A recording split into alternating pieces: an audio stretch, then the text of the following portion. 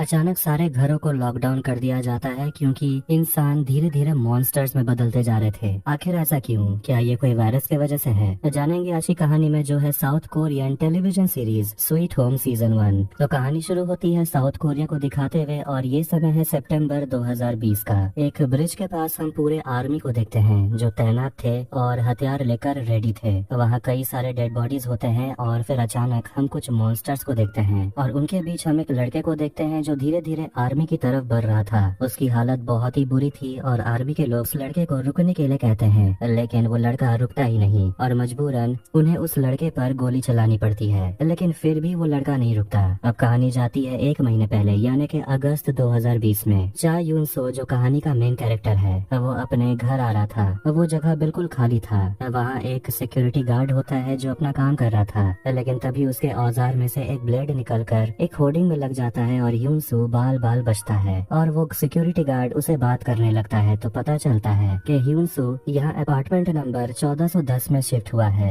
वो अपने अपार्टमेंट में अकेला बैठा हुआ था और खिड़की की तरफ देख रहा था। फिर वो छत में चला जाता है अपनी जिंदगी खत्म करने के लिए। सिक्योरिटी गार्ड अपने ऑफिस में आराम कर रहा था और एक आदमी उसे जाकर कहता है कि इस बिस्तर को उठाकर बाहर फेंक दो, हमेशा सोते रहते हो। फिर वहाँ एक औरत आती है और वो सिक्योरिटी गार्ड से कहती है कि जाने दो, वो आदमी बहुत बदतमीज है। वो औरत सिक्योरिटी गार्ड को मछली देती है और ये कहकर कि ये मछली मैं नहीं खाती, मैं महंगी वाली खाती हूँ। लेकिन असली में वो मछली से बदबू आ रही थी, जिस वजह से सिक्योरिटी गार्ड के नाक में से खून बहने लगता है। यूनसो छत में एक लड़की को देखता है बैले डांस करते हुए और उस लड़की का नाम है यूनवू। फिर वो लड़की यूनसो से बात करने लगती है और उसे सिगरेट ऑफर करती है और कहती है यहाँ मत मरना, फालतू में लोग परेशान हो जाएंगे। सिक्योरिटी गार्ड यूनसो से रजिस्ट्रेशन डॉक्यूमेंट पर साइन करने के लिए कहता है, लेकिन वो कहता है कि वो बाद में कर देगा। सिक्योरिटी गार्ड उसे सॉरी कहता है पहले उसे बदतमीजी से बात करने के लिए और उसे पीने के लिए कुछ देता है और सिक्योरिटी गार्ड पीप होल से उसे देखे ही जा रहा था, जो काफी क्रीपी लगता है। सिक्योरिटी गार्ड में कुछ तो ऑफ लगता है। जीसू जो एक आर्टिस्ट है वो गाना बनाती है और वो अपने कमरे में बैठी हुई थी अपने गिटार के साथ और वो किसी काम से बाहर जाने वाली थी अपने परफॉर्मेंस के लिए। तभी हॉल में उसे एक औरत मिलती है, लेकिन अजीब बात यह है कि उसके बच्चे के झूले में कोई है ही नहीं, लेकिन फिर भी वो औरत ऐसे बर्ताव कर रही है जैसे उसके झोले में उसकी 1 साल की बेटी हो।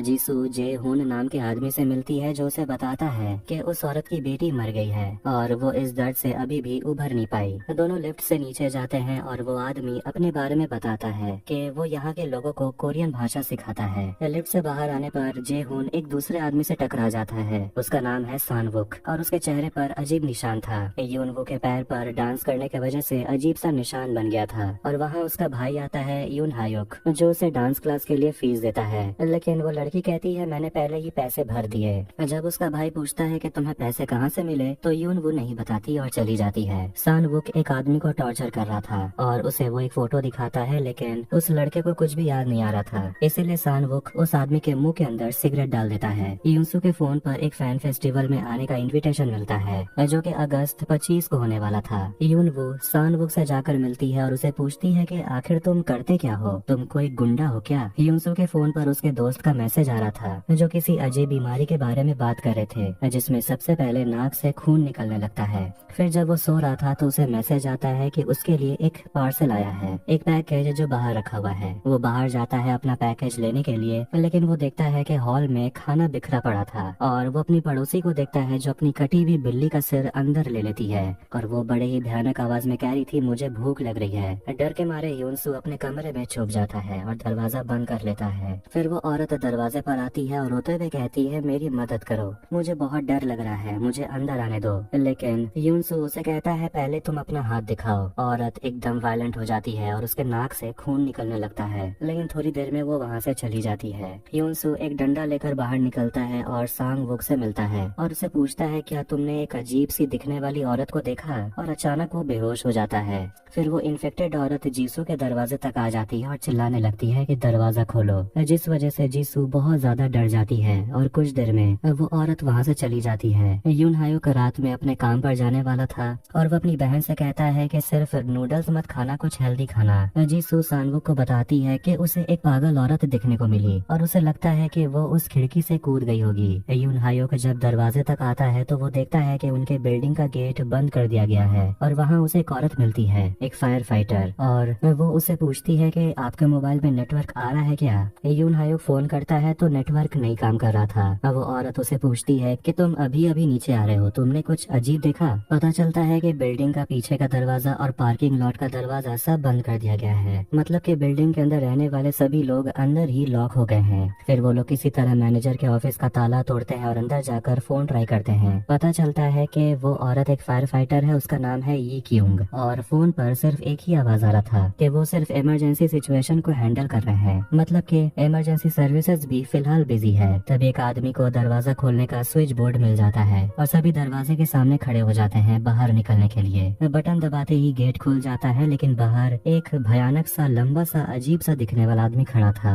सभी लोग सोच रहे होते हैं कि ये कौन है और उसके मुंह से खून क्यों निकल रहा है। तभी वो भयानक आदमी अपना बड़ा सा मुंह खोलता है और कांच का दरवाजा तोड़ने लगता है। यून हायोक कहता है शटर बंद करो, लेकिन वो राक्षस अंदर आ जाता है और अपने मोटे से जीभ का इस्तेमाल करके लोगों पर हमला करता है। यून हायोक फायर एक्सटिंग्विशर लाता है और उसका इस्तेमाल करके वो राक्षस को बाहर करता है, लेकिन फायर एक्सटिंग्विशर खत्म हो गया था। पर फायर फाइटर जाकर किसी तरह उस राक्षस को बाहर ढकेल देती है। यून हायोक यी क्यूंग को समय पर अंदर खींच लेता है जैसे वो मॉन्स्टर उस पर हमला करने ही वाला था। यी क्यूंग के पैर में चोट लगी है उस मॉन्स्टर के वजह से। फिर आखिर में सभी लोग बाहर आते हैं जानने के लिए कि आखिर उन्होंने जिसे देखा वो आखिर था क्या। यून हायोक कहता है कि बाहर सिर्फ एक मॉन्स्टर नहीं है और सही में बाहर कई सारे मॉन्स्टर्स है और लगता है कि ये दुनिया जल्द ही खत्म होने वाली है। यूनसू के नाक से भी खून बहने लगता है, मतलब कि जल्द ही वो भी मॉन्स्टर में बदलने वाला है।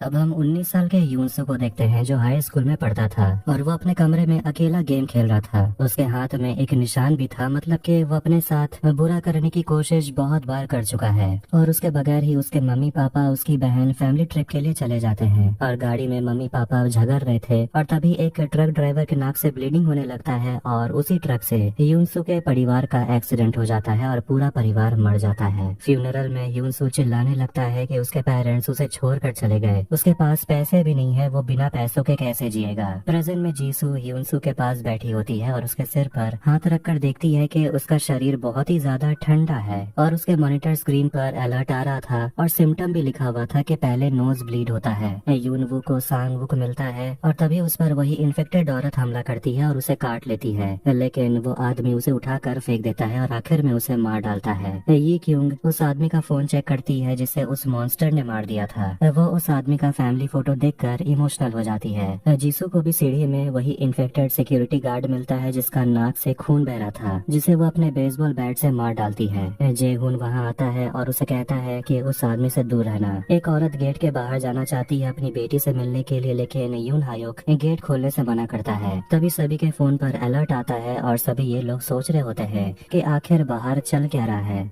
सिक्योरिटी गार्ड जिसे मार दिया गया था वो अब मॉन्स्टर में बदल जाता है। नीचे सुपरमार्केट में जितने भी लोग काम करते हैं सभी घर जाने का सोच रहे थे, लेकिन वो बाहर निकलेंगे कैसे, इसीलिए कुछ लोग ऊपर जाने का सोचते हैं। लेकिन सुपरमार्केट का मालिक उन्हें रोकता है क्योंकि उन्हें नहीं पता कि ऊपर का माहौल अभी कैसा है। सांगवुक नीचे आता है और सभी उसे घूरने लगते हैं। ये देखकर वो लोग डर जाते हैं कि उसे काटा गया है, मतलब कि वो इन्फेक्टेड है। सुपरमार्केट का मालिक उसे शॉक देकर बेहोश कर देता है। यून वो नीचे आती है, लेकिन वो अभी भी अपने भाई को इग्नोर कर रही थी। इतना सारा खून देखकर वो अंदर से बिल्कुल हिल चुकी थी। फिर कहानी जाती है 8 घंटे पहले, जब यून वू के नाक से खून बहने लग रहा था। वो इसके बारे में रिसर्च कर रहा था तो पता चलता है कि ये कोई बीमारी नहीं है बल्कि एक श्राप है, लेकिन ये सब का कारण क्या है ये किसी को भी नहीं पता। ये जो भी है ये अचानक शुरू हुआ था, लेकिन खत्म कब होगा ये नहीं पता। कुछ लोग लिखते हैं कि अगर किसी के अंदर ये लक्षण दिखाई देने लगते हैं तो उन्हें खुद को मार देना चाहिए, लेकिन अगर जिंदा रहने का सोचते हो तो क्या करना चाहिए ये पढ़ते ही इंटरनेट भी बंद हो जाता है। और जैसे ही बाहर वो निकलने के लिए दरवाजा खोलता है उसके कमरे में सिक्योरिटी गार्ड वाला मॉन्स्टर घुस आता है जिसका सिर काटा हुआ था। आँख ना होने के कारण उसे कुछ दिखाई नहीं दे रहा था, लेकिन उसके पास बहुत तेज सुनने की शक्ति है। आखिर में वो वहाँ से चला जाता है। सुपरमार्केट का मालिक अंदर आता है सांगवुक को मारने के लिए, लेकिन सांगवुक खुद को बचा लेता है और उस मालिक पर हमला करता है और उसे बेहोश कर देता है। जीसू और जेहुन को वही आदमी मिलता है जिसे सांगवुक टॉर्चर कर रहा था। वो उसे आजाद कर देते हैं और वो आदमी पूछता है कि बाहर बाहर आखिर चल क्या रहा है, बहुत अजीब आवाजें सुनाई दे रही हैं। फिर वो तीनों एक साथ बाहर आते हैं और नीचे फंसे सभी लोग डे केयर में जाकर छुपने का सोच रहे थे, क्योंकि वो जगह गेट से काफी दूर है। लेकिन वही औरत जो अपनी बेटी से मिलना चाहती है वो डे केयर की डायरेक्टर है और वो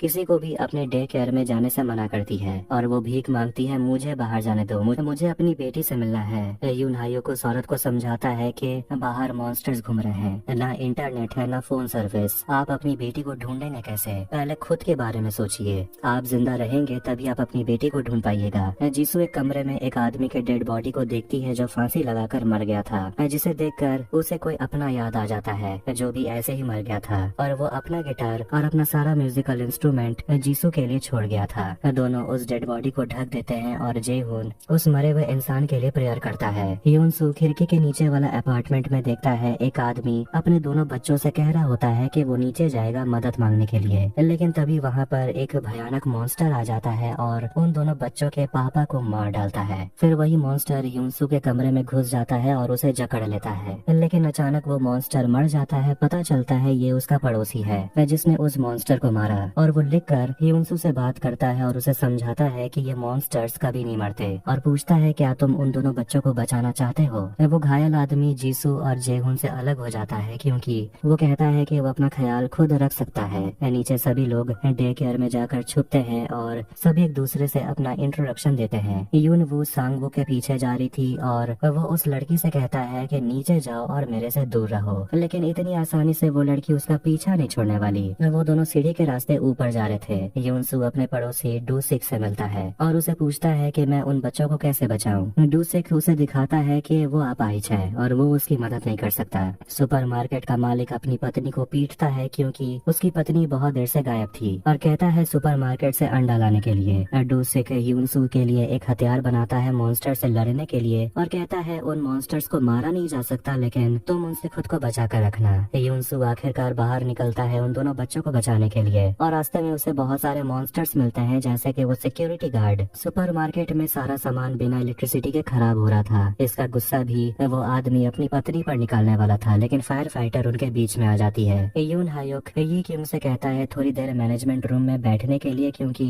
वो इलेक्ट्रिक रूम में जाकर चेक करना चाहता है कि आखिर बिजली क्यों चली गई है, क्योंकि बाहर कुछ कुछ जगह में इलेक्ट्रिसिटी है। दोनों सीसीटीवी कैमरे वाले रूम में आते हैं और वहाँ फुटेज को देखकर उन्हें पता चलता है कि उन सभी के बिल्डिंग को लॉक अंदर में लोगों को बंद करने के लिए नहीं बल्कि उन्हें बचाने के लिए किया गया है। इस बीच दोनों बच्चे अभी भी अपने पापा की राह देख रहे थे। तभी उनके कमरे में ह्यूनसू आता है उन्हें बचाने के लिए और वो दोनों बच्चों को समझा देता है कि अब उसके पापा इस दुनिया में नहीं है। और वो दोनों बच्चों से कहता है ऊपर एक अंकल रहते हैं, उनके पास खाना है पानी है, हमें वहीं जाना होगा। जैसे वो लोग आगे बढ़ते हैं ह्यूनसू के नाक से फिर से खून बहने लगता है और वो दोनों बच्चों को चिल्लाकर कहता है तुम दोनों आगे बढ़ो। फिर वो याद करने लगता है कि कैसे उसे स्कूल में बुली किया जाता था और उसके परिवार के साथ जो भी हुआ स्टूडेंट उसका सारा इल्जाम ह्यूनसू पर डालते थे, कहते थे ये सब तेरी वजह से ही हुआ है। और इस बार इस बुरे हालत में भी ह्यूनसू स्माइल करने लगता है और उसके आंख भी बड़े भयानक तरीके से काले हो गए थे।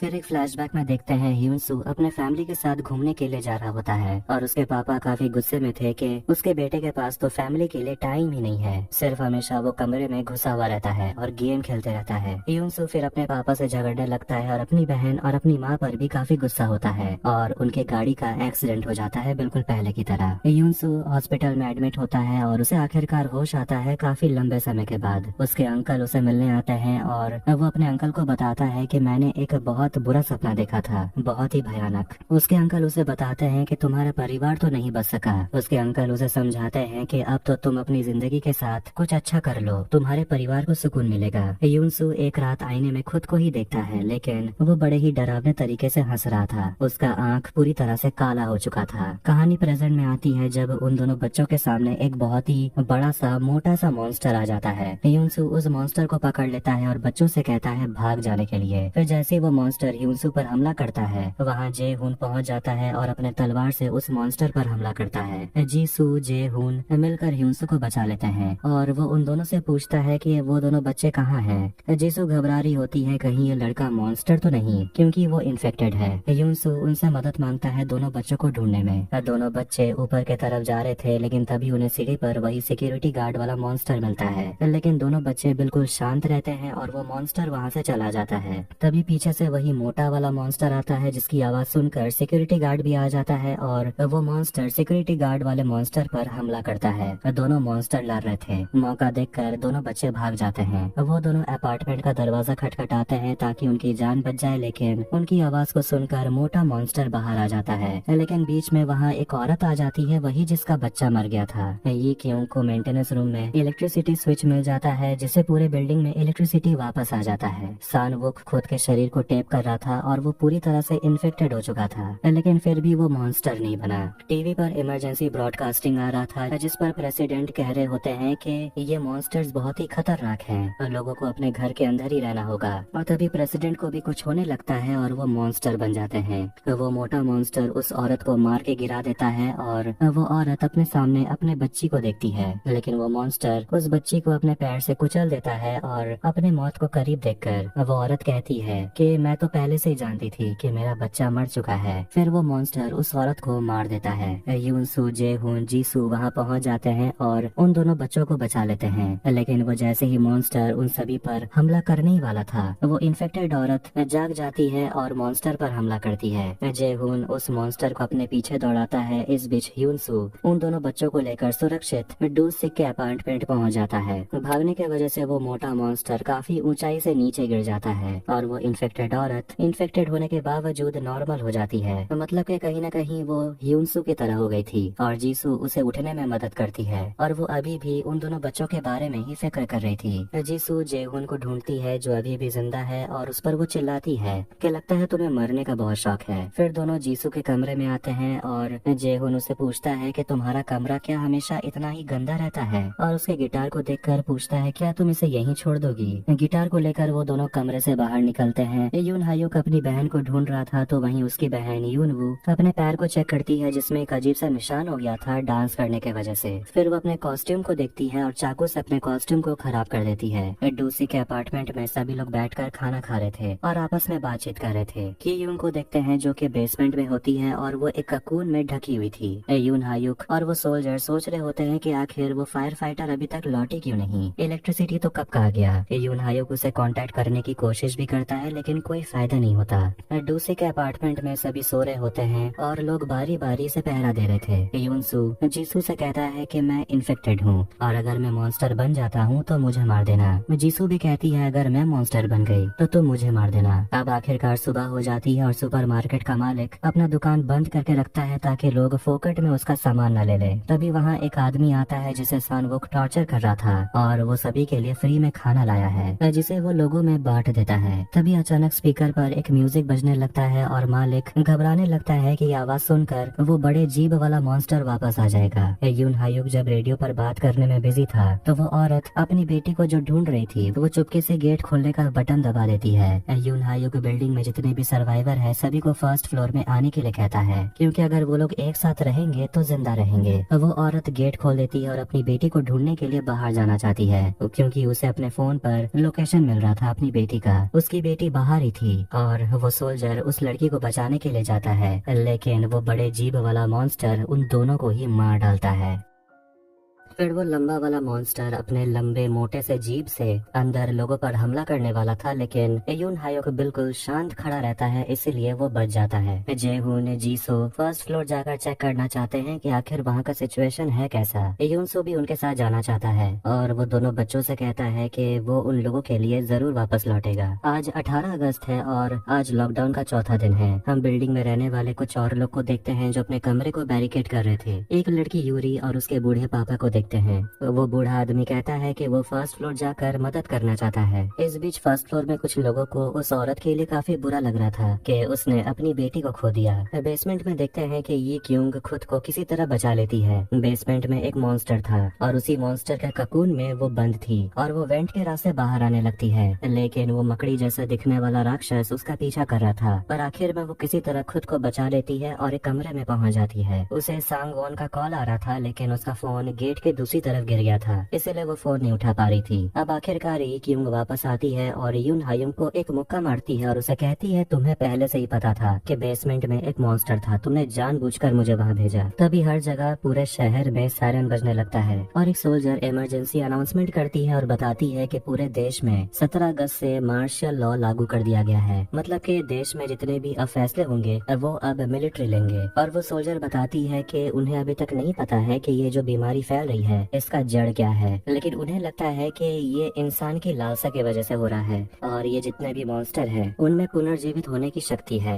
इंसान के मरने और मॉन्स्टर बनने तक के बीच में 1 घंटे का समय होता है और जब वो इंसान अपने गहरे घाव से उभर नहीं सकता वही एक वक्त है जब इन मॉन्स्टर्स को मारा जा सकता है और इस समय को नाम दिया गया है गोल्डन आवर। जीसू, जे ह्यून सो फर्स्ट फ्लोर जाने के लिए नीचे आ रहे होते हैं और उन्हें वहाँ एक डेड बॉडी मिलती है जो कि गर्म था, मतलब कि उसे मरे हुए ज्यादा समय नहीं हुआ। तभी अचानक ह्यून सो को कुछ होता है और वो नीचे गिर जाता है। फिर वो याद करता है कि उसका परिवार मर गया और वो उनके सामने रो रहा था। तभी कुछ लोग आकर उसे ले जाते हैं। ह्यून सो को होश आता है और ह्यून वो के वो कमरे में था और वो उसे कहती है मैंने तुमसे कहा था यहाँ मरने की जरूरत नहीं है। ह्यून हायुक वहाँ आकर उसे कहता है कि अच्छा हुआ तुम ठीक हो, तुम 9th फ्लोर से गिरे थे और 3 घंटे तक तुम होश में भी नहीं थे, तुम गोल्डन आवर की वजह से बच गए। सुपरमार्केट का मालिक उसे देखकर काफी भड़क जाता है और कहता है कि एक मॉन्स्टर उनके बीच नहीं रह सकता और वो ह्यूनसो को धमकाता है कि अगर तू मॉन्स्टर बना तो मैं तुझे काट दूंगा। ह्यून हायुक सभी से कहता है कि उन्हें वोटिंग करना होगा ये जानने के लिए कि वो ह्यूनसो को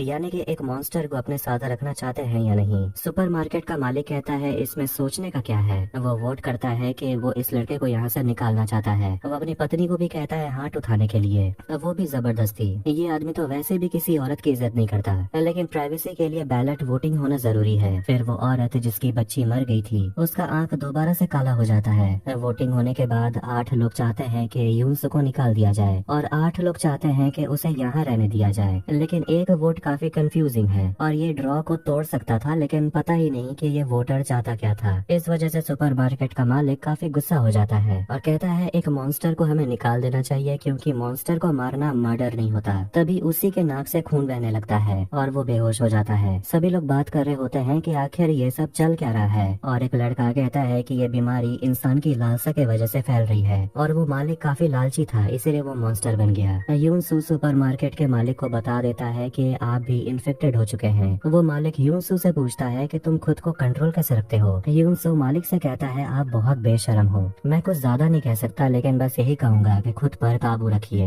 ये क्यूंग सोल्जर को ढूंढ रही होती है और कुत्ते वाली औरत बता देती है कि उसे तो मॉन्स्टर ने मार डाला। मालिक की बीवी यू क्यूंग के लिए खाना लेकर आती है। तभी वो कहती है कि उसका पेट खराब लग रहा है। जीसू उस औरत को संभाल रही थी जिसने अपनी बेटी को खोया है और वो उस औरत से कहती है कि इस सदमे से निकलने में थोड़ा सा वक्त लगता है। फिर वो बाथरूम जाती है और एक लड़के को याद करती है जिसे उसने खो दिया था और वो गिटार भी उसी लड़के का था। सांगवुक फिर से उस लड़के को ढूंढ लेता है और उसे बहुत मारता है और वो लड़का बाकियों से कहता है कि मेरे नाक से खून निकल रहा है और मैं मॉन्स्टर बन गया हूँ, मुझे जल्दी से बंद कर दो। लेकिन सभी समझ जाते हैं कि ये आदमी झूठ कह रहा है, इसे तो बस मार पड़ी है। जे हुन वहाँ आकर उस आदमी से पूछता है कि आखिर तुम्हारे साथ हुआ क्या है। सांगवुक वहाँ पहुँच जाता है उसे मारने के लिए, लेकिन जे हुन उसे रोकता है। वो आदमी खुद को कमरे में बंद कर लेता है। अब आखिरकार सुबह हो जाती है और वही घायल आदमी ह्यूनसू से पूछता है कि मॉन्स्टर बनना कैसा होता है, बहुत पावरफुल महसूस कर रहे होगे तुम, और कहता है कि मुझे भी मॉन्स्टर बनना है। मालिक की बीवी ये क्यूंग को प्रेगनेंसी किट देती है बस एक बार टेस्ट करने के लिए कि कहीं ये पेट दर्द प्रेगनेंसी तो नहीं। जेहुन जाकर यून हायुक से पूछता है कि तुम ही ने अनाउंसमेंट किया था कि फर्स्ट फ्लोर में सब सुरक्षित रहेंगे पर तुम गलत थे। यून हायुक से पूछता है कि तुम्हारा शील्ड किसने बनाया। डोसिक को देखते हैं जिसे छोटी बच्ची कहती है कि वो जो आंटी है वो 1 घंटे से बाथरूम के अंदर है, जिस वजह से उन्हें शक होने लगता है कि कहीं वो औरत मॉन्स्टर तो नहीं बन गई। फिर डोसिक बंदूक लेकर दरवाजा खोलता है और उसे अंदर एक बड़ा सा मॉन्स्टर का ककून दिखाई देता है जिसके अंदर एक बच्चा था। यून हायुक कमरे के अंदर जाकर यूनसू से कहता है कि उसके साथ चलने के लिए। ये देखकर सुपरमार्केट का मालिक जो भी इन्फेक्टेड है वो कहता है कि वो लोग तुम्हारा इस्तेमाल कर रहे हैं। यूनसू वहाँ से चला जाता है और मालिक दरवाजा पीटते रह जाता है। यून हायुक यूनसू से पूछता है कि तुम्हें पता है कि हम लोगों ने तुम्हें क्यों बचाया, क्योंकि तुम्हें हमारे लिए काम करना होगा, और कहता है कि जो आदमी 1408 रूम नंबर में रहता है उसे यहाँ लाना होगा। 1408 में डूसिक रहता है, तो वहीं डूसिक के अपार्टमेंट में वो इन्फेक्टेड औरत मियोंग सुक दोनों बच्चों का ख्याल अपने बच्चों की तरह रखती है और बताती है कि मेरा ध्यान सिर्फ 1 सेकंड के लिए हटा था और मैंने अपनी बच्ची को खो दिया। और वो औरत डूसिक से कहती है कि अगर मैं मॉन्स्टर बन गई तो मुझे मार देना, जिंदा मत छोड़ना। प्रेजेंट में डूसिक उस अजीब से चीज के अंदर एक बच्चे को देखता है, जिसे देखकर वो काफी इमोशनल हो गया था और दरवाजे को बंद कर देता है। बच्चे पूछते हैं कि आंटी कहाँ गई। डूसिक उन्हें बता देता है कि अब उन्हें उस औरत के बिना ही जीना पड़ेगा। फिर वो औरत जिसकी बेटी मर गई है वो सांग वुक से कहती है कि तुम तो गुंडे लगते हो, क्या तुम मुझे यहाँ से निकालने में मदद करोगे। लेकिन वो औरत को धक्का देकर चला जाता है। सांग वुक जबरदस्ती ऊपर जाता है और यून हायुक यूनसू के कान में कुछ कह रहा होता है। मालिक की बीवी कमरे के अंदर खाना बांट रही थी और उसका पति उसे जबरदस्ती पकड़ लेता है, जैसे कि वो हमेशा ही करता है। वो अपनी पत्नी को धमकाता है कि मेरे लिए अच्छा खाना ला, वरना मैं अगर मॉन्स्टर बन गया तो सबसे पहले तुझे कच्चा चबा जाऊंगा। यूनसू सांगवुक के पीछे पीछे ऊपर जा रहा था डूसी के अपार्टमेंट की तरफ, और हम देखते हैं कि यून हायुक ने यूनसू से कहा था उसके कान में कि किसी भी तरह डूसी को बचाना होगा और अगर जरूरत पड़े तो बच्चों को वहीं मरने के लिए छोड़ देना। एक मॉन्स्टर को खुला छोड़ने के लिए फायर फाइटर यून हायुक को पकड़ के पूछती है कि तुम लोगों की जिंदगी से क्यों खेल रहे हो। यून हायुक उससे कहता है कि 1408 रूम नंबर में जो आदमी है हमें उसकी जरूरत है। अब वो आगे कहता है कि यूनसू इतनी ऊंचाई से गिरकर भी अभी भी जिंदा है और वो अपने मॉन्स्टर को बाहर आने नहीं दे रहा। वो हमारे लिए बहुत बड़ा हथियार है। फिर वो वोटिंग के बारे में बात करता है जिसमें कुछ लोग यूनसू को अपने साथ रखने के लिए वोट करते हैं, ये जानने के बावजूद कि वो एक मॉन्स्टर है। सच बात तो ये है कि यहाँ सभी के सभी लोग बहुत ज्यादा डरे हुए हैं और किसी को भी नहीं पता कि कौन कब मॉन्स्टर बन जाएगा। जीसू छुप कर उनकी बातें सुन रही थी। यून हायुक आगे बताता है कि कोई तो था जिसे पहले इस बीमारी के बारे में पता था। मैंने उसका ब्लॉग पढ़ा था कि ये बीमारी असली में एक श्राप है। वो ये क्यों को ब्लॉग का तस्वीर दिखाता है और उस अकाउंट का नाम क्रू क्रू लिखा हुआ था और हम देखते हैं कि क्रू क्रू कोई और नहीं बल्कि ये क्यों का मंगेतर था जो कि गवर्नमेंट के लिए काम करता था और इस बीमारी के बारे में उसे पहले से पता था। जीसू ये सब जानने के बाद वहाँ से जाना चाहती है क्योंकि उसे अब लगता है कि ये जगह भी सेफ नहीं है। सान वुक पर एक मॉन्स्टर हमला करता है। यूनसू के पीछे भी एक मॉन्स्टर पड़ जाता है, लेकिन वहाँ वही बाप बेटी आ जाते हैं जिसे हमने पहले देखा था और वो उस मॉन्स्टर को फिलहाल के लिए मार गिराते हैं। वो लड़की यूरी देखती है कि सान वुक की सांसें अभी भी चल रही है। जब उसे होश आता है तो वो बिना दवाई लगवाए वहाँ से चला जाता है। वो दोनों ये देखकर घबरा जाते हैं कि यूनसू के घाव अपने आप भर रहे थे, यानी कि वो मॉन्स्टर बन चुका है। बूढ़ा आदमी कहता है कि तुम यहाँ से निकल जाओ, लेकिन फिर वो आदमी हंसने लगता है और कहता है कि मैं तो कुछ ही दिनों में मरने वाला हूँ, तो मैं तुम जैसे मॉन्स्टर से क्यों डरूंगा। और कहता है कि क्या तुम उन दोनों बच्चों को बचाने के लिए जा रहे हो, तुम्हें जाने की जरूरत नहीं है, मैं चला जाऊंगा। फिर वो अपनी बेटी यूरी से कहता है कि तुम्हारा ड्यूटी मेरे प्रति खत्म हुआ। सुपरमार्केट की मालिक की बीवी अचानक कमरे में आ जाती है और अपने पति को गुस्से में घूरने लगती है। उसके हाथ में एक बड़ा सा चाकू भी था और कहती है तुमने मुझे हमेशा तंग किया है, लेकिन हमेशा की तरह उसका पति उसकी बात पर ध्यान नहीं देता और बेफिक्र सो जाता है।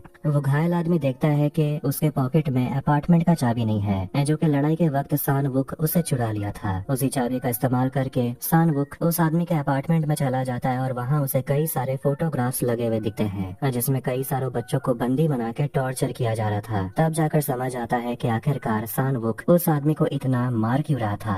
यूनसू, यूरी और उसके पापा डूसी के अपार्टमेंट पहुँच जाते हैं और वहाँ वो लोग उस औरत को ढूंढ रहे थे कि आखिर वो कहाँ गई। यून हायुक रेडियो में सर्वाइवर से बात करने की कोशिश कर रहा था। ये कि उनका प्रेगनेंसी टेस्ट पॉजिटिव निकलता है। यूनसू बाथरूम में मॉन्स्टर वाले बच्चे को देखता है। जीसू और जेहुन बिल्डिंग के छत पे जाके SOS साइन बनाते हैं, तो वहीं वो घायल आदमी बाकी से कहता है कि उसे कमरे से बाहर निकालने के लिए, क्योंकि वो मॉन्स्टर में नहीं बदल रहा। बाहर आते ही वो एक हथौड़ा उठाकर सानवुक से लड़ने के लिए चला जाता है। फिर दोनों में लड़ाई हो जाती है, वो भी सबके सामने, लेकिन सानवुक उसका हथौड़ा लेकर उसी को ही मारने लगता है और हथौड़ा से मार मार कर उसका सिर फोड़ देता है। फिर वो गेट खोलता है और उसी आदमी का डेड बॉडी लेकर बाहर चला जाता है और मॉन्स्टर के लिए वहीं छोड़ देता है ताकि मॉन्स्टर उसके बॉडी को खा सके। फिर वो सोल्जर और उस औरत की बेटी का डेड बॉडी लेकर वापस आता है और दरवाजे को बंद करने वाला था। वो अंदर नहीं आना चाहता, लेकिन जेहुन गेट को पकड़ के रहता है, वो बंद नहीं होने देता और और वो आदमी वही बेहोश हो जाता है। बाहर से अब सोल्जर और उस औरत की बेटी के डेड बॉडी को भी अंदर लाया जाता है और वो औरत अपनी बेटी को गले लगाकर बहुत रोती है। अगले दिन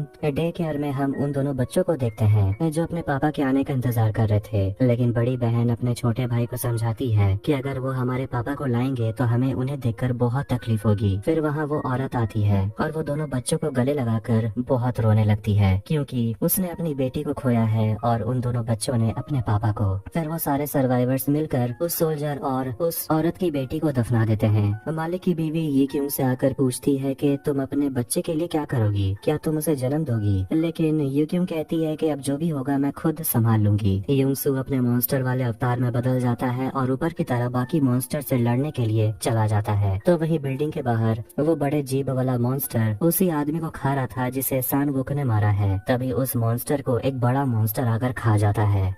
अब कहानी में हमें सितंबर 2000 का समय दिखाया जाता है। हम सानवुक को देखते हैं। वो एक लड़के से मिलता है और उसे पूछता है कि आखिर तुमने ऐसा क्यों किया। पता चलता है कि सानवुक का परिवार आग में जल के मर गया था और इसके लिए वही दूसरा लड़का जिम्मेदार था, लेकिन इसके लिए वो पहले ही सजा काट चुका है। लेकिन सानवुक उस लड़के को मार कर अपना बदला पूरा करता है। अब कहानी जाती है जुलाई 2020 में। सानवुक अब पैसों के लिए लोगों को मारता है। एक आदमी उसके पास आता है और कहता है कि मेरी बेटी गायब हो गई है, उसे किसी ने किडनैप कर लिया है। वो आदमी बहुत बेबस था क्योंकि पुलिस भी उसकी मदद नहीं कर रही थी, इसलिए सानवुक उस आदमी की मदद करता है और ढूंढ निकालता है कि आखिर उसके बच्चे को किडनैप किसने किया और बाकी बच्चों को किडनैप आखिर कर कौन रहा है। और फिर लास्ट में उसने उस किडनैपर को मारकर उसकी कहानी वहीं खत्म कर दिया। अब प्रेजेंट में जब उसे होश आता है तो यूरी उसकी मरहम पट्टी कर रही थी, लेकिन सानवुक उसे कहता है कि उसे दूर रहने के लिए, और गुस्से में यूरी बाहर चली जाती है। यूरी के पापा बिल्डिंग के बाहर एक बाइक देख रहे थे, लेकिन यूरी अपने पापा को समझाती है आप बाहर बिल्कुल भी नहीं जाएंगे। अब सभी लोग बात कर रहे होते हैं सानवुक के बारे में जिसने उस आदमी यानी कि किडनैपर को मार डाला। कुछ लोग कह रहे होते हैं कि सानवुक अच्छा आदमी है, लेकिन एक लड़का कह रहा होता है कि सानवुक भी तो एक कातिल हुआ, अगर उसने हमें मार दिया तो क्या होगा।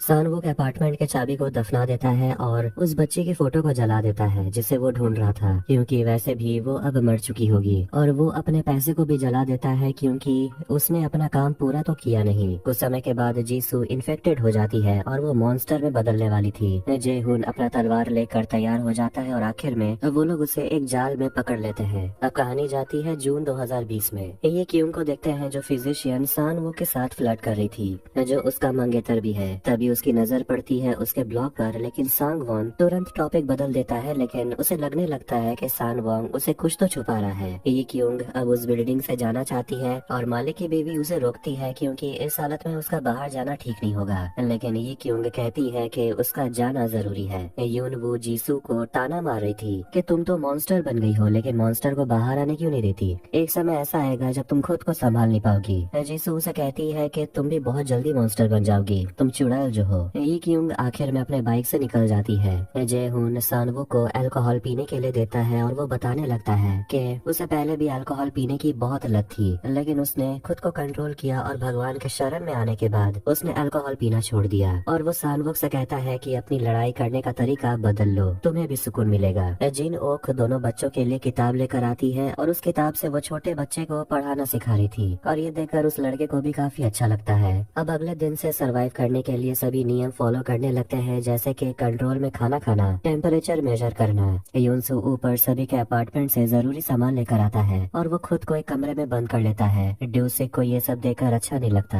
और यून हायुक से जाकर इस बारे में बात करता है कि हम जो उसके साथ कर रहे हैं वो गलत है, लेकिन यून हायुक कहता है कि वो लड़का डेंजरस है, लेकिन फिर भी हमें उसकी जरूरत है। यूनसू अगले दिन फिर से अपार्टमेंट जाता है और लोगों को क्या क्या जरूरत है उनके अपार्टमेंट से सब कुछ लाने लगता है, और वो हॉलवे में ट्रैप भी लगा देता है ताकि वो मॉन्स्टर से बच के रह सके। सुपरमार्केट का मालिक आखिरकार मॉन्स्टर में बदल जाता है और अब वो खुद को कंट्रोल नहीं कर पा रहा था, और ये मौका पाकर उसकी पत्नी उसे मार डालती है, और इतने सालों तक जो उसके पति ने उसके ऊपर जुल्म किया उसका बदला भी उसने ले लिया। ये क्यूंग अपने ऑफिस तक पहुंच जाती है जहां वो अपने मंगेतर के साथ काम करती थी। फिर कहानी जाती है जुलाई 2020 में। देखते हैं कि उस बिल्डिंग में हादसा होने की वजह से आग लग गया था और सांगवॉन की बॉडी अभी तक मिली ही नहीं थी, इसीलिए ये क्यूंग अंदर जाना चाहती है, लेकिन उसके सीनियर उसे जाने नहीं देते और इस वजह से वो अपना रेजिग्नेशन लेटर उन्हें थमा देती है। प्रेजेंट में देखते हैं कि वो ऑफिस के अंदर जाती है और अपने मंगेतर के टैब में एंटर करने की कोशिश करती है और बड़े ही मुश्किल के बाद उसे एक्सेस मिल जाता है, और और तब उसे पता चलता है कि सांग वॉन को ऑलरेडी 10 दिन हो चुके थे। वो इन्फेक्टेड था, उसके नाक से खून बह रहा था, चक्कर आ रहे थे। फिर 15 दिन गुजर जाते हैं और वो एक स्टेबल सिचुएशन में पहुंच जाता है, लेकिन उसे स्टडी करने में काफी दिक्कत आ रही थी।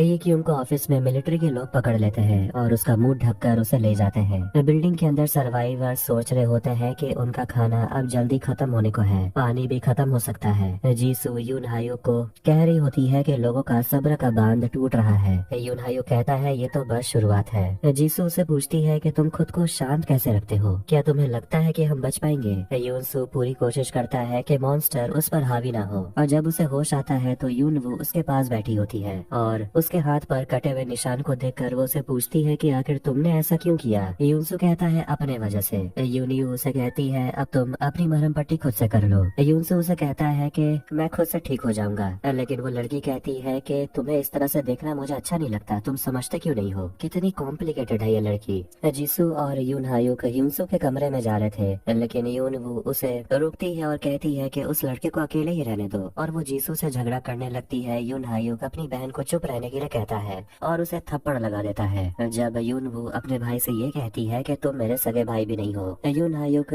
यूनसू से कहता है बाहर सब कुछ शांत हो गया है, लगता है कि अब कोई मॉन्स्टर नहीं है, लेकिन उन्हें नहीं पता कि यूनसू का मॉन्स्टर बन जाएगा, और जब तक उनके पास समय है वो यूनसू से काम करवाना चाहते हैं। लेकिन जैसा कि हमें पहले पता चला मॉन्स्टर बनने तक 15 दिन का समय रहता है। एक ही उनको लटका के बांध दिया जाता है और वो मिलिट्री वालों से पूछती है कि आखिर तुम लोगों ने सांग वॉन के साथ क्या किया। वो सोल्जर उसे बताती है कि तुम्हें पता चल गया होगा कि वो इन्फेक्टेड था, तुम खुद ही समझ जाओ कि उसके साथ क्या हुआ होगा। एक यूंग उनसे कहती है मुझे पता है कि आप लोग मुझे भी मार दोगे, तुम लोग उसे ही ढूंढ रहे हो जिसने खुद को मॉन्स्टर बनने से रोका है। एक यूंग उन्हें कहती है मुझे पता है कि वो कहाँ है। यूनसू पार्किंग लॉट में आता है और वो खुद को एक चिपचिपे से चीज में ढक लेता है। फिर 4 लोग पार्किंग लॉट में जाते हैं तो वहीं वो जो बेसमेंट में मॉन्स्टर था मकड़ी जैसा, वो बिल्डिंग के अंदर आ जाता है और बच्चों के पीछे पड़ जाता है। बेसमेंट में उन चारों का सामना एक मॉन्स्टर से होता है जो बिजली की तरह दौड़ता है। डूसिक उस लड़की को बचाने की कोशिश करता है, लेकिन वो मॉन्स्टर उस लड़की को पकड़ लेता है।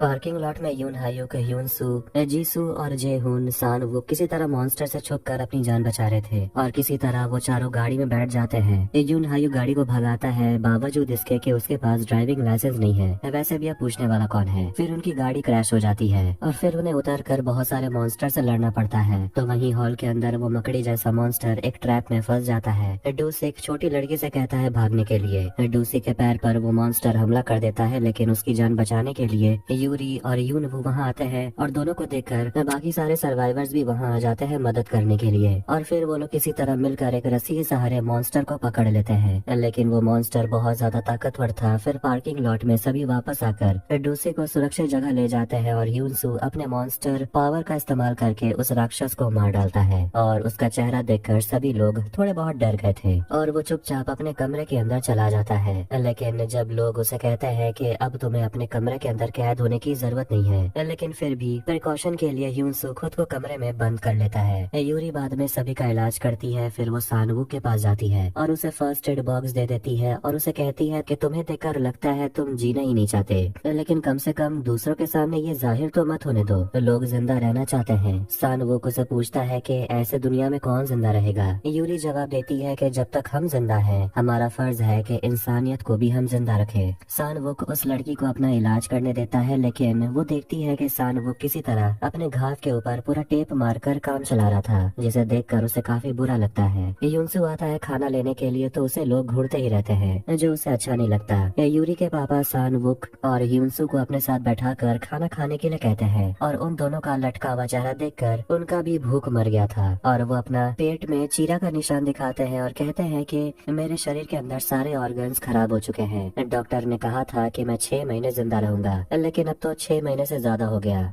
यून हायुक अपनी बहन के पैर में पट्टी बांधने में मदद करता है और उसकी बहन अपने भाई का चश्मा ठीक कर देती है। वो छोटी लड़की अपने भाई के साथ खेलना नहीं चाहती। डूसिक उन्हें जाकर समझाता है कि तुम लोग अभी बच्चे हो, तुम्हें तो खेलना चाहिए, लेकिन वो लड़की कहती है कि आप मुझे एक हथियार दे दीजिए ताकि मैं मॉन्स्टर से लड़ सकूं, उन्हें मार सकूं, क्योंकि मेरे भाई के पास मेरे अलावा और कोई नहीं है। एक लड़का नहाने के लिए जाता है और वो काफी गुस्से में था क्योंकि उन्हें 3 दिन में एक बार नहाने के लिए मौका मिलता है और इसके बाद भी पानी गंदा निकलने लगता है। यून हायुक डूसी को आकर बताता है कि टंकी का पानी खराब हो गया और अब उन्हें कुछ करना होगा। वो डूसी को लेकर बेसमेंट जा रहा था तो वहीं उसे 3 लोग मिलते हैं जो बेसमेंट में कुछ पैकेज को लेकर ऊपर जा रहे थे। यून हायुक डूसी को एक गाड़ी दिखाता है और उसे पूछता है कि इस गाड़ी को ठीक करना है, हम यहाँ ज्यादा देर नहीं रह सकते वरना एक एक कर हम सब मारे जाएंगे, हमारे पास ज्यादा समय नहीं है। और उनकी ये बात एक आदमी सुन लेता है और वो घबराने लगता है। मिलिट्री एकेडमी में हम देखते हैं कि सोल्जर ये कि उनको आकर बता रही होती है कि जब कोई इन्फेक्टेड हो जाता है उसके लिए 15 दिन बहुत ज्यादा डिफिकल्ट होता है और एक इंसान है जिसने उस 15 दिन को पार कर लिया था, लेकिन अब वो कहाँ है ये किसी को नहीं पता।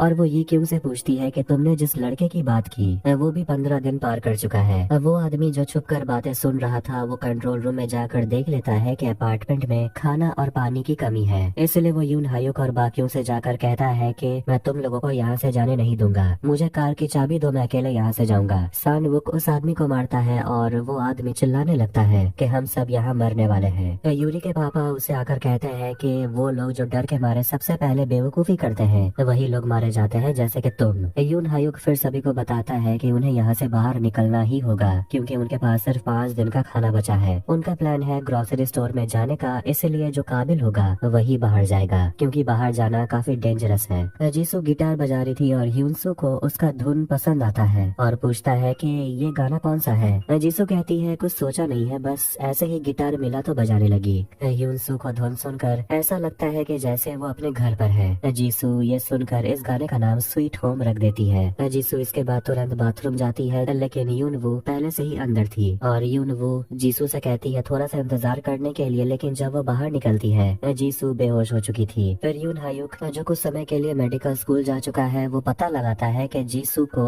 एपेंडिसाइटिस हुआ है। यून हायुक बाकियों को बताता है कि जीसू को सर्जरी की जरूरत है वरना बैक्टीरिया पूरे शरीर में फैल जाएगा और उसकी जान को भी खतरा हो सकता है और सर्जरी यहाँ नहीं हो सकता। यूनवू अपने भाई से पूछती है कि तो क्या तुम जीसू को ऐसे ही मरने दोगे। यून हायुक जीसू को बता देता है कि इस ऑपरेशन में उसके मरने का चांस बहुत ज्यादा है, लेकिन फिर भी जीसू ऑपरेशन करवाने के लिए मान जाती है। यून हायुक सर्जरी करने को तैयार है, लेकिन उसे हॉस्पिटल से कुछ जरूरी चीजों की जरूरत होगी जिसके लिए सान वुक और यूरी जाने के लिए तैयार हो जाते हैं। फिर बिल्डिंग के अंदर ही ऑपरेशन करने के लिए एक कमरे को अच्छी तरीके से साफ किया जाता है। जेहुन जीसू से आकर पूछता है कि तुमने अपने पहले जन्मदिन के दिन क्या उठाया था। जीसू कहती है मुझे याद है, मैंने धागा उठाया था। जेहुन कहता है इसका मतलब ये हुआ कि तुम्हारी उम्र बहुत लंबी है।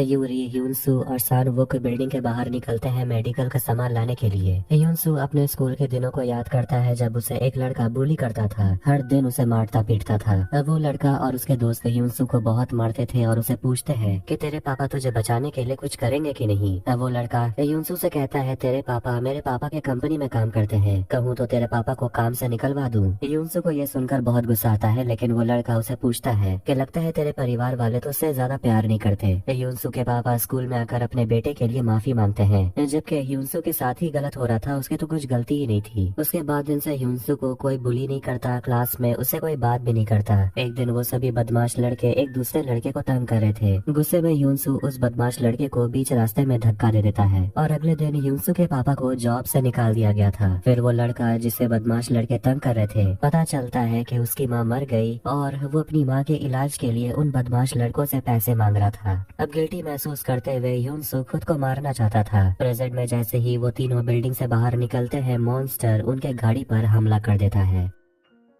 वही मोटा मॉन्स्टर उनके तरफ आ रहा था और घायल ह्यूनसू किसी तरह उसे लड़ने की कोशिश करता है। इस बीच यून हायुक जीसू को सर्जरी के लिए तैयार कर रहा था और वो उसे कहता है कि वो उसे एनेस्थेसिया नहीं दे सकता वरना वो शॉक से मर जाएगी, इसीलिए उसे अपना दर्द सहना होगा। यूरी के पापा उन्हें बचाने के लिए बाहर आते हैं और मॉन्स्टर पर हमला करते हैं और तभी उसके नाक से खून बहने लगता है। मॉन्स्टर फिर से उठ खड़ा होता है और वो हमला करने ही वाला था कि ये क्योंग वहाँ जाकर अपने फायर फाइटर ट्रक से उसे ठोक देती है। मॉन्स्टर उसके ट्रक को खिलौने की तरह इधर उधर पटक रहा था। सान वो यूरी को गाड़ी से बाहर निकालता है, तभी वो गाड़ी ब्लास्ट हो जाता है। एक यूंग अपने फायर ट्रक से उस मॉन्स्टर को धक्का देती है और उसे नीचे गिरा देती है, जिस गड्ढे में गिरकर वो मॉन्स्टर बुरी तरह घायल हो गया था। यून हायुक आखिरकार जीसू का ऑपरेशन कर देता है। जेहुन यून हायुक को भरोसा दिलाता है कि वो ठीक हो जाएगी। उसे ठीक होना ही पड़ेगा क्योंकि उसने अपने पहले जन्मदिन पर धागा उठाया था, मतलब कि उसका जीवन लंबा है। एक यूंग यून हायुक से ह्यूनसू के बारे में पूछती है कि क्या उसे कोई और लक्षण दिखाई दे रहे हैं, वो ठीक तो है। यून हायुक उसे कहता है कि मुझे पता चल गया है कि तुम प्रेग्नेंट हो। यूरी के पापा अपनी बेटी को इनहेलर देते हैं जो उसे ये क्यूंग ने ला कर दिया और वो सानवू के मुंह से सिगरेट निकाल कर फेंक देता है। कहता है ये घटिया क्वालिटी का सिगरेट है, तुम कैंसर से मर जाओगे। जे हुन फिर से ड्रिंक करने लगा था लेकिन सानवुक उसे रोकता है और जे हुन उसे पूछता है कि तुमने अपने पहले जन्मदिन में क्या उठाया था, पेंसिल, पैसा या धागा। सानवुक कहता है मुझे याद नहीं और मुझे बताने वाला भी कोई नहीं था। यूनसू को होश आता है और ये क्यूंग उसे सवाल जवाब करने लगती है कि तुम्हें पहले लक्षण कब देखने को मिला था। मैंने सुना है वो मॉन्स्टर तुमसे बात करता है, क्या तुमने उस मॉन्स्टर को खुद पर हावी होने से रोका है, कैसे रोका है? यूनसू कहता है क्योंकि मैं बस खुद को जिंदा रखना चाहता था, चाहे उसके लिए जो भी करना पड़े। ये क्यूंग उसे बता देती है कि तुम जैसे लोग जो खुद को मॉन्स्टर बनने से रोक सकते हैं, सरकार उसके ऊपर एक्सपेरिमेंट कर रहे थे और अब उन लोगों का क्या हुआ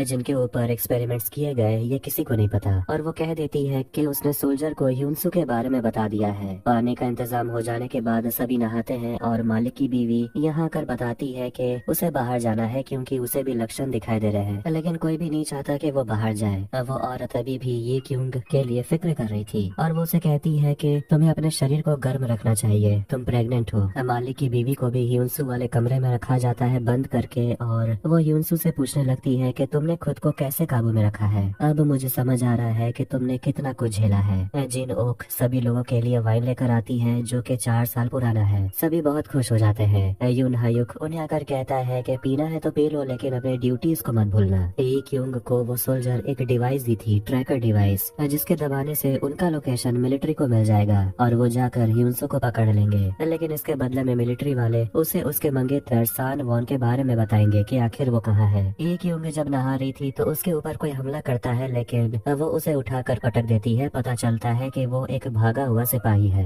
यूनसू से मिलने के लिए आती है और यूनसू उसे कहता है मैंने देखा कि तुम अब ठीक से चल पा रही हो, तुम्हारे पैरों में तो दर्द था। यून कहती है कि मैंने अब डांस करना छोड़ दिया, तुम खुश नसीब हो जो आखिरी बार तुमने मेरा डांस देखा। यून को देखकर ऐसा लगता है कि जैसे वो यूनसू से प्यार करने लगी हो और वो उसके उंगली को पकड़कर कुछ प्रॉमिस करती है, लेकिन क्या प्रॉमिस करती है ये बाद में पता चलेगा। फिर उसका भाई यून हायुक वहाँ आ जाता है और अपनी बहन का टांग खींचने लगता है, ये कहते हुए मुबारक हो तुम्हें फिर से प्यार हो गया। जीसू को अगली सुबह होश आता है और जे हुन को वो धन्यवाद देती है उसकी जान बचाने के लिए, लेकिन वो तो बस अपना सारा एहसान भगवान के नाम कर देता है। भागे हुए सोल्जर को भी होश आता है। ई क्यूंग उससे पूछती है कि आखिर तुम कहाँ से आए हो और तभी उसका सैटेलाइट फोन काम करने लगता है और किसी की आवाज आने लगती है, लेकिन ई क्यूंग उस फोन को तोड़ देती है और कहती है जल्द से जल्द SOS साइन बिल्डिंग से हटा दो। यूनसू और सानवुक SOS साइन को हटा देते हैं। यून हायुक जीसू को जाकर चेक करता है और वो कहता है कि अब जीसू खाना खाने के लिए तैयार है, लेकिन उसे स्टार्ट सूप से करना होगा। जीसू उसे जान बचाने के लिए थैंक यू कहती है और कहती है कि तुम्हारी बहन ने कहा था कि तुम इससे पहले भी सर्जरी कर चुके हो, इसलिए मुझे तुम पर पूरा भरोसा था। यून हायुक कहता है ऐसा क्या, मैंने तो कभी सर्जरी होते हुए देखा भी नहीं है। एक यूंग मालिक की बीवी से जाकर मिलती है और उसे कहती है कि बस आपको 15 दिन खुद पर काबू रखना होगा, लेकिन उसी वक्त उसके नाक से खून बहने लगता है। तभी बिल्डिंग के अंदर मॉन्स्टर्स घुस आते हैं और हर जगह सायरन बजने लगता है। यूनसू उस औरत की जान बचाने के लिए बहुत ऊंचाई से नीचे गिर जाता है जिससे उसका पैर टूट गया था। जिन ऊक को वही सिक्योरिटी गार्ड मिलता है जिसे उसने सड़ी हुई मछली दी थी। जे हुन उस मॉन्स्टर से लड़ने के लिए आता है और वो उस मॉन्स्टर को अपने तलवार से मारने ही वाला था, लेकिन वो मॉन्स्टर जे हुन का हाथ काट देता है। लेकिन फिर भी जे हुन खड़ा होता है और अपने बचे हुए हाथ से अपना तलवार उठाकर उस मॉन्स्टर से लड़ने लगता है और उसे लिफ्ट में ले जाता है और यून हायुक ना चाहते हुए भी आग को लिफ्ट के अंदर फेंकता है मॉन्स्टर को मारने के लिए, लेकिन इस सब में जे हुन भी मर जाता है।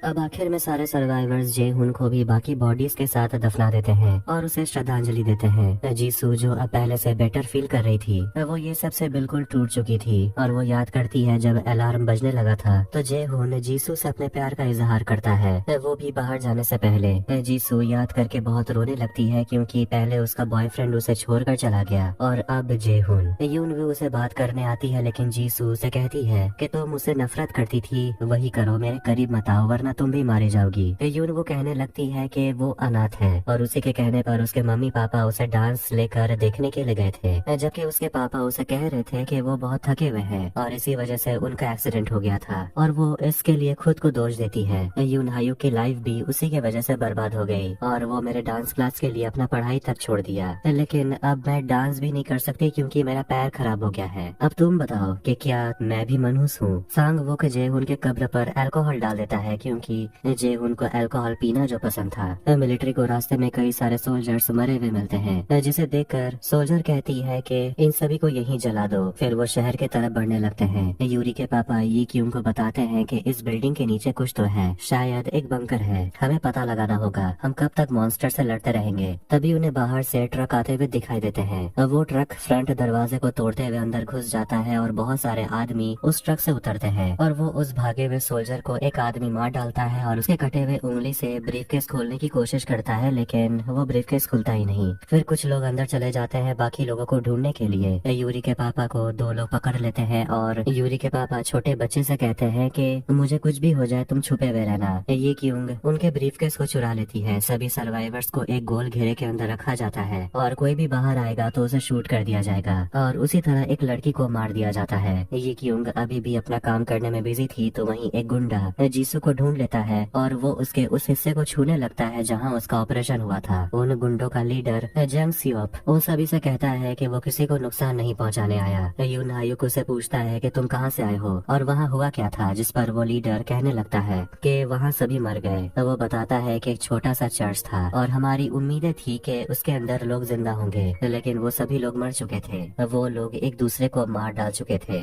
इसीलिए ये वक्त मॉन्स्टर से डरने का नहीं, क्योंकि सबसे बड़ा मॉन्स्टर फिलहाल इंसान ही है। यून हायुक यून सू और अपनी बहन से बात करते हुए कहने लगता है कि इन लोगों ने सोल्जर को मारकर उनके हथियार छीन लिए हैं। इनके पास ज्यादा हथियार नहीं है और हमें बस सही मौके का इंतजार करना है। और वो सही मौके का इंतजार ढूंढ रही थी ये क्योंग। सान वुक एक राइफल से दो लोगों से लड़ता है। ये क्योंग वहाँ आकर एक को मार डालती है और सान वुक उसे वो राइफल दे देता है। लीडर सर्वाइवर्स लोगों की प्लानिंग को देखकर कहता है कि तुम लोगों ने तो बहुत अच्छा काम किया है और पूछता है तुम लोगों का लीडर कौन है। यून हायुक खड़ा हो जाता है। लीडर पूछता है सर्जरी किसने की। यून हायुक कहता है मैंने ही की। लीडर दाद देता है कि तुम लोगों को मानना पड़ेगा, अभी तक तुम लोग जिंदा हो। और वो लीडर यून हायुक को अपने गैंग में शामिल होने के लिए कहता है, नहीं तो वो उसे मार देगा। यून हायुक उनके तरफ चला जाता है। सान वुक ये क्योंग को वो छोटा बच्चा मिल जाता है जो ऊपर वेंट के अंदर छुपा हुआ था। वेंट के अंदर एक लिक्विड जैसा मॉन्स्टर था जिस पर वो लड़का कहता है उसे नुकसान मत पहुंचाना, उसने मेरी जान बचाई है। फिर वो लिक्विड मॉन्स्टर वहाँ से चला जाता है। लीडर को मालिक की बीवी मिल जाती है और उन्हें ये भी समझ आ जाता है कि ये मॉन्स्टर बनने वाली है।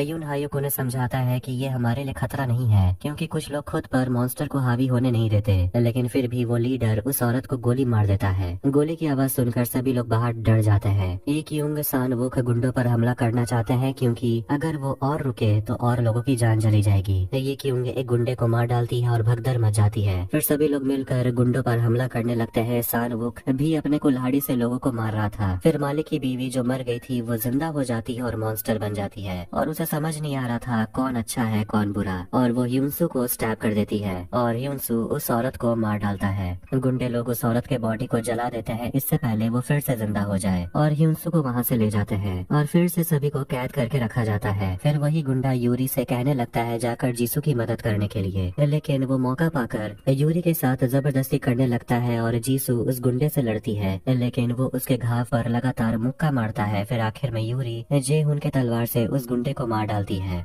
ये क्योंग नीचे आकर सारे सर्वाइवर को दोबारा से आजाद करवाती है, लेकिन एक गुंडा वहाँ आता है और उसे मारने लगता है। फिर बाकी लोग उस गुंडे को पकड़ लेते हैं। ये क्योंग उसे गोली मार देती है। सान वुक तुरंत यूरी के पास आता है और उसे इनहेलर देता है और वो कहती है कि मैंने एक इंसान को मार दिया, और उसे ये सब गलत लग रहा था क्योंकि वो हमेशा इंसान को बचाया करती थी। सान वुक उसे कहता है कि वो इंसान नहीं हैवान था। यूनसू को लेकर लीडर छत पर आता है और वो सोच रहा था कि अगर उसे नीचे फेंक दिया जाए तो क्या ये जिंदा बचेगा। यूनसू उसे कहता है कि अब मैं तुम लोगों को नीचे जाने नहीं दूंगा। तभी उनके गैंग में से एक दूसरा लड़का अपने लीडर को मार डालता है और कहता है कि इस बार तुमने अपनी हद पार कर दी। एक गुंडा उस लड़के को गोली मारता है, लेकिन उसके गर्दन से गोली निकलकर उससे ही गोली लग जाती है और वो लड़का अपने खून से सना हुआ हाथ यूनसू के आगे बढ़ाता है और कहता है हाथ मिलाने के लिए। तभी आसमान से एक हेलीकॉप्टर गुजरता है और कुछ पैम्पलेट नीचे गिरने लगते हैं। पता चलता है कि लीडर जिस चर्च की बात कर रहा था वहाँ सभी लोग मर गए थे और उस लीडर को यही लड़का वहाँ जिंदा अकेला मिला था। ह्यूनसू उस लड़के को वही मॉन्स्टर बेबी दिखाता है और वो लड़का कहता है कि ये बात सच है कि कुछ मॉन्स्टर होते हैं जो इंसान को नुकसान नहीं पहुँचाते, लेकिन क्या ऐसे इंसान होते हैं जो मॉन्स्टर को कभी नहीं मारेंगे। अब नीचे सर्वाइवर्स के बीच एक गुंडा था और वो अपना हथियार डाल देता है और वो उन सभी को पैम्पलेट दिखाता है जिसमें लिखा हुआ था कि अगर कोई भी सरकार को मॉन्स्टर के बारे में रिपोर्ट करता है तो सरकार के तरफ से उस इंसान को सिक्योरिटी दिया जाएगा। अब वो लड़का ह्यूनसू से पूछता है कि तुम्हें क्या लगता है कि अगर नीचे वो लोग इस पेपर को पढ़ लेंगे तो क्या उसके बाद वो तुम्हारा साथ देंगे।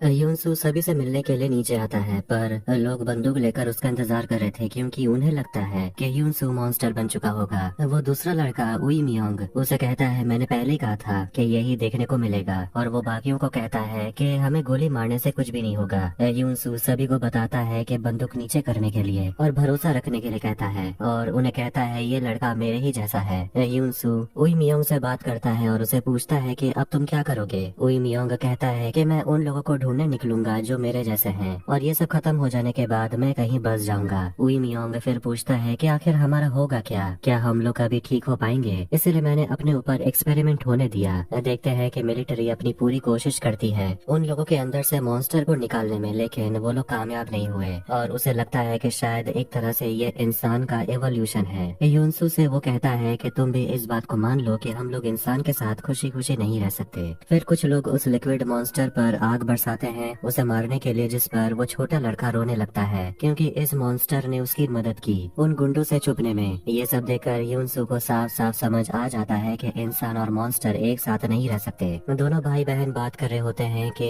कहीं वो लड़का ह्यूनसू को बहकाने की कोशिश तो नहीं कर रहा। यून हायुक अपनी बहन को वही पैम्पलेट दिखाता है जिसमें सरकार को सब कुछ बता देने पर लिखा हुआ था कि वो बदले में प्रोटेक्शन देंगे, जिसे देखकर यून वो अपने भाई से पूछती है क्या तुम्हें सच में ऐसा लगता है ह्यूनसू के बारे में गवर्नमेंट को तुम बता दोगे अपनी जान बचाने के लिए। यून हायुक भी जानता है कि गवर्नमेंट जो कह रही है ये सब कुछ झूठ है और वो खुद ह्यूनसू से जाकर बात करता है, लेकिन वो अब उसे बात करना नहीं चाहता क्योंकि ह्यूनसू को समझ आ गया है कि यून हायुक उसे बस अपना कुत्ता समझता है। उई मियोंग यून हायुक और यी क्यूंग को ऑपरेशन गोल्डन आवर के बारे में बताता है जो मिलिट्री का आखिरी ऑपरेशन है और इस मिशन के तहत वो उन सारे जगह को मिटा देंगे जहाँ उन्हें मॉन्स्टर के होने का शक होगा। वो किसी भी लोगों को बचाना नहीं चाहते। कुत्ते वाली औरत अपने कुत्ते को ढूंढ रही थी और वो उस गुंडे से पूछती है क्या तुमने मेरे कुत्ते को देखा, लेकिन उसे भी नहीं पता कि वो कुत्ता कहाँ है। ई क्यूंग यून हायुक को वो डिवाइस दिखाती है जिसे दबाते ही मिलिट्री इस बिल्डिंग तक पहुँच जाएंगे। डूसिक भी मॉन्स्टर बनने लगता है और यूरी के पापा एक लड़के को एक डिवाइस को ऑन करते हुए देखते हैं जिसमें रेड लाइट जल रहा था, मतलब कि वो ट्रैकर है और अब मिलिट्री के लोग जल्दी यहाँ पहुँच जाएंगे। इनहेलर के खत्म होने की वजह से यूरी की हालत खराब होने लगी थी और सान वुक उसे कंधे पर उठाकर बिल्डिंग से बाहर निकलने वाला था, लेकिन उई मियोंग उन दोनों को रोक देता है ये सोचकर कि कहीं वो दोनों मिलिट्री को इस जगह के बारे में ना बता दे। यूनसू उन दोनों को बाहर जाने देता है क्योंकि यूरी की हालत खराब हो गई थी, लेकिन जैसे वो बाहर निकलते हैं उई मियोंग यूरी को गोली मार देता है और वो पीछे मुड़कर सर्वाइवर्स पर भी गोली चलाने लगता है क्योंकि उस पर मॉन्स्टर हावी हो गया था और गोली मारने के वजह से बियोंग इल नाम का लड़का मर जाता है और यूनसू उई मियोंग को मारने की कोशिश करता है, लेकिन वो यूनसू से कहता है कि मुझे पहले समझ जाना चाहिए था कि तुम कमजोर हो क्योंकि तुम एक औरत को मारने के बाद पछता रहे थे। फिर कुछ समय के बाद यूनसू मॉन्स्टर में बदलने लगता है और उसके पंख निकल आते हैं जो कि सुंदर और भयानक दोनों लग रहा था। उई मियोंग पर वो हमला करता है और उसे बेरहमी से वो मार देता है। डूसिक यूनसू को शांत करने के लिए आता है, लेकिन उसका नुकीला पंख डूसिक के आर पार हो जाता है। यूनसू अपने मॉन्स्टर को काबू में रखता है और उसे जब होश आता है तो वो रोने लगता है क्योंकि डूसिक मर चुका था। यूरी अपने आखिरी वक्त में सांग वुक के साथ होती है और वो दोनों एक दूसरे का हाथ पकड़ते हैं और दोनों ही एक साथ मर जाते हैं। यूनसू वापस से अपने ह्यूमन फॉर्म में आ जाता है और वो खुद को वापस से अपने कमरे में बंद कर लेता है। यून वो कमरे के बाहर से उसे देख रही थी और हमें पता चलता है कि उन दोनों ने आखिर एक दूसरे से क्या प्रॉमिस किया था। यून वो चाहती है कि यूनसू उनके लिए जिंदा रहे। छोटा लड़का अपनी बड़ी बहन पर गुस्सा होता है क्योंकि उसे लगता है कि वो लिक्विड मॉन्स्टर उसके पापा भी हो सकते थे, लेकिन वो लड़की समझाती है कि उनके पापा मर चुके हैं और वो वापस नहीं आने वाले। यूरी के पापा वहाँ आते हैं और छोटे लड़के को डांटते हैं कि तुम अपने बहन पर नहीं चिल्ला सकते, ये बहुत बुरी बात है। इस पर वो लड़का रोने लगता है। तभी उस आदमी को याद आता है कि डूसिक ने 2 दिन पहले उसे एक चाबी दिया था। उस चाबी से अलमारी खोलने पर उन्हें एक बॉक्स मिलता है। इसमें 2 मेडल थे जिसे वो आदमी दोनों भाई बहन को पहना देता है उनकी बहादुरी के लिए, और वो उन दोनों को समझाता है कि अब तुम्हें झगड़ा बंद करना चाहिए और अब तुम दोनों एक दूसरे की देखभाल करना। अगली सुबह यूरी के पापा भी नींद से नहीं जागते, मतलब कि वो भी इस दुनिया को छोड़कर चले गए और फिर उन्हें और बियोंगिल को बाकी डेड बॉडीज के साथ दफना दिया गया था।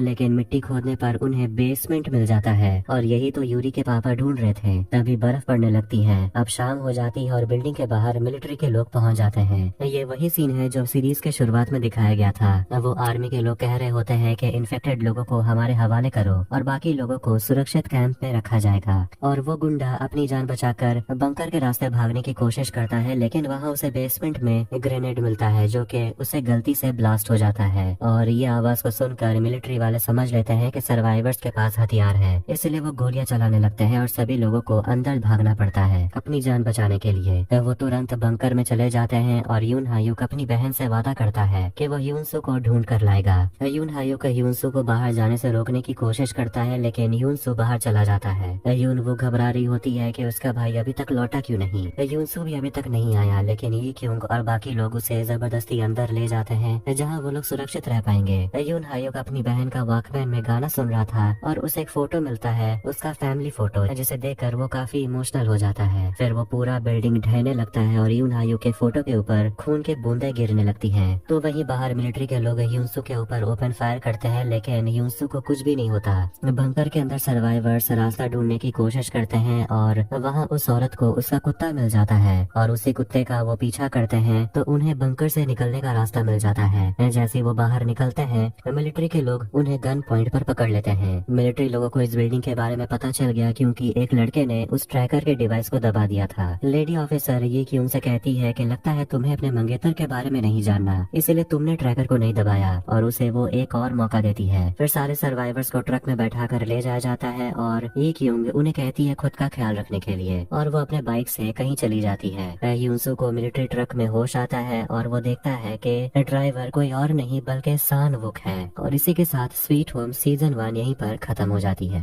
वीडियो अगर आपको पसंद आया तो वीडियो को लाइक करें, चैनल को सब्सक्राइब करें। ऐसे ही सीरीज एक्सप्लेनेशंस के लिए मिलते हैं नेक्स्ट वीडियो में। Take care.